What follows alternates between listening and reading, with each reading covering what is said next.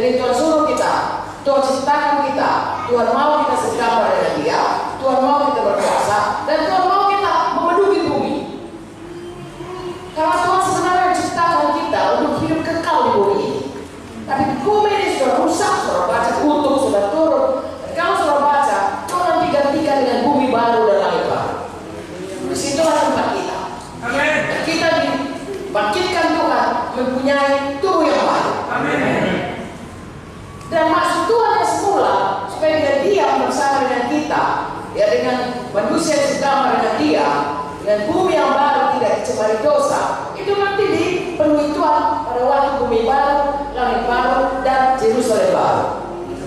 Kesanalah kita akan dibawa Tuhan. Saya sedikit saja saudaraku, kalau cerita ini nanti nggak siap sampai 3 hari. Tapi setidaknya saya dan saudara biarlah mengerti mengapa kita ada di dunia ini.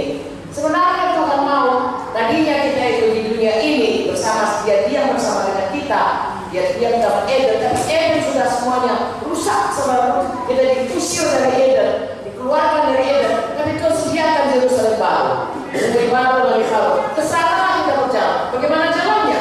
Tanpa dosa kita diampuni, kita ke neraka. Tapi dengan dosa kita diampuni, Tuhan setelah sediakan. Dan Yesus berkata, aku pergi untuk menjadi rumah bagimu. Disediakan Tuhan itu. Saya dan saudara dibuat Tuhan di dunia ini, ada tugas kita dan bersiap-siap untuk pergi di mana Yesus ada. Jadi kita di bumi ini bukan hanya sekedar hidup di bumi ini, semua dari penyakit, baik dari berhasil di gereja kita, bagi yang hamba Tuhan, ya, bagi yang kerja supaya dia makannya tinggi. No, kalau hanya itu saja, 1 Korintus 15 ayat 19 berkata, kalau hanya untuk dunia ini saja kita mengikut Tuhan, kita orang paling malam. Kita sungguh-sungguh mengikut Tuhan karena ada buku Ibrani 11 bagi orang beriman termasuk Abraham, karena ada satu kota sudah disediakan Tuhan bagi kita. Satu hidup yang sudah disediakan bagi kita.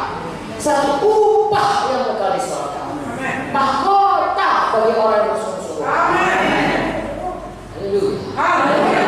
Hari ini saya mengajak saudara berjalan dalam 2 dunia. Dunia yang kelihatan di dunia ini dan dunia yang tidak kelihatan, dunia rohani. Kalau kita berjalan dengan dunia ini saja, kita akan mencari apa yang nampak di dunia ini saja, saudaraku. Maka kita akan malam-malam. Saya bilang, Iman Tuhan ini yang bilang, saudara apa seluruh kota dan pulau ini. Saudara nanti pulang ke surga, tapi nggak punya apapun upah yang kekal, harta yang kekal di surga.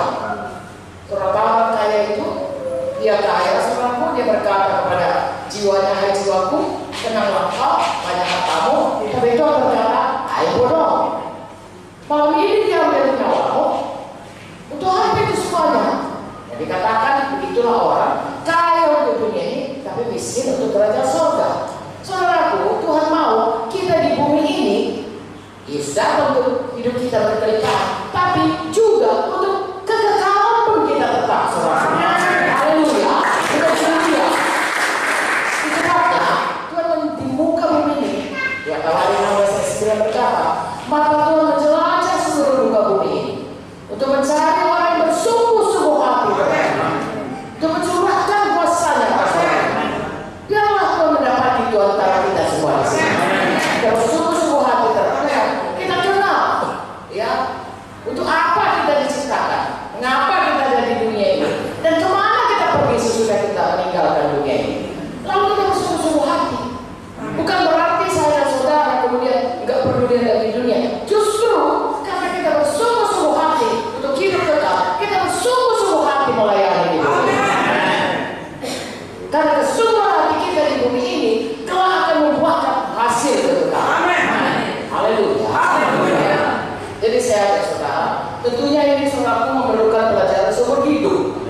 Ya, bukan hanya hari ini saja. Saya dan saudara, harus berubah kembali menjadi segambar seperti Yesus. Sayang, semua kita ini sudah ada dalam dosa. Manusia lama yang sudah turun-temurun dalam dosa. Ya, dari generasi kepada generasi adalah yang kutuk keturunan. Mari kita mendengar, kalau bapaknya darah tinggi, kakeknya darah tinggi, omongnya darah tinggi, anaknya darah tinggi, cucunya darah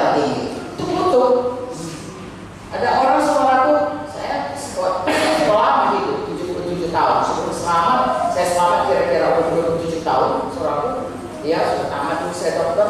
Lalu saya lihat ada orang rajin serajin-rajin, tapi tetap juga berutang, bangkrut juga.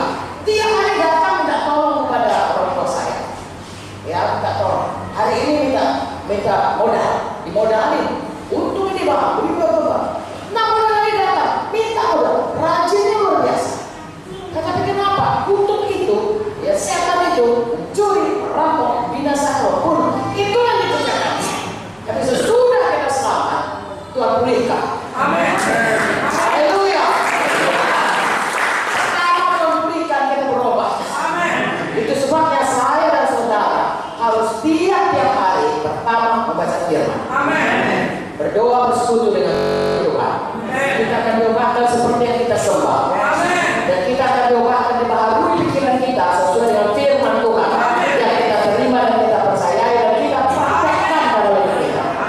Saya dan saudara berubah. Kalau saya dan saudara tidak berubah, tolong dicek dulu. Kalau orang sekolah yang baru, hatinya itu cenderung ya untuk menjadi seperti Yesus.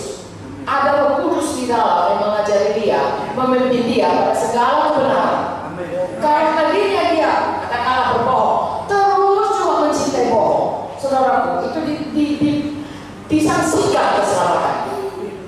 Ya, mungkin dia ke gereja, mungkin dia pun jadi salah seorang pelayan Tuhan, bahkan mungkin jadi pendeta. Tapi kalau dia tidak berubah, tidak bisa, saudara. Harus berubah. Amin. Ya, itu Roh yang tinggal di dalam kita, Roh Tuhan yang tinggal dalam kita, membuat kita itu, saudaraku, condong hati kita kepada kebenaran. Ya. Dan bahagia kita itu, kalau kita mengasihi Tuhan, itu hukum terutama. Mengasihi Tuhan dengan segenap hati, segenap jiwa, dan segenap akal budi, segenap jiwa. Artinya patuh mutlak kepada Dia. Ada apa kata firman? Kita suka